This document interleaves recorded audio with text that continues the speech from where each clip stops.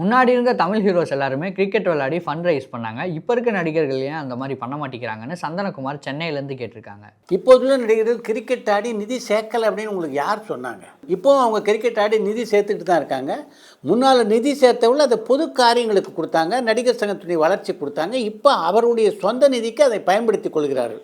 அது ஒன்று தான் வித்தியாசம். சிம்பு அவர்கள் மகா மாநாடுன்னு ஒரு படம் அவரே இயக்கி நடிக்க போகிறதா சொன்னார். அந்த படம் என்னாச்சுன்னு யாழ்ப்பாணத்துலேருந்து ஜானி கேட்டிருக்காங்க. ஒரு காலகட்டத்திலே மாநாடு திரைப்படத்தினுடைய தயாரிப்பாளருக்கும் சிம்புவுக்கும் இடையே சின்ன சின்ன பிரச்சனைகள் இருந்தன. அந்த படம் தொடருமா தொடராதா அப்படின்ற மாதிரியான ஒரு சூழ்நிலை அப்போது நிலவியது. அதன் காரணமாக தான் மகா மாநாடு அப்படின்ற பேரில் சிம்பு ஒரு படத்தை ஆரம்பித்தார். அதன் பிறகுதான் மாநாடு படத்தினுடைய படப்பிடிப்பு தொடங்கிடுச்சு.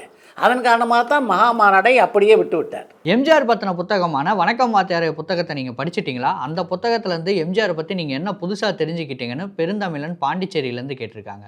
எம்ஜிஆரை பற்றி ஏறக்குறைய 25-30 புத்தகங்களுக்கு மேலே நான் படிச்சிருக்கேன். ஆனால் நீங்கள் குறிப்பிட்டிருக்கின்ற வணக்கம் வாத்தியாரே அப்படின்ற புத்தகத்தை படிக்கக்கூடிய வாய்ப்பு இது வரைக்கும் எனக்கு கிடைக்கல. காலா கபாலி படத்துக்கு அப்புறம் எதனால் ரஜினி படத்துக்கு சந்தோஷ் நாராயணன் மியூசிக் பண்ணலைன்னு சந்தோஷ் சேலம்லேருந்து கேட்டிருக்காங்க. ரஜினி திரைப்படத்தினுடைய இசையமைப்பாளர் யார் அப்படின்றத ரஜினியா தீர்மானிக்கிறார். அந்த படத்தினுடைய டைரக்டர்கள் தான் தீர்மானிக்கிறாங்க. அந்த 2 திரைப்படங்களுக்கு பின்னாலே ரஜினிகாந்தை இயக்கிய இயக்குநர்கள் யாரும் சந்தோஷ் நாராயணனை தேர்வு செய்யலை, அவ்வளவுதான்.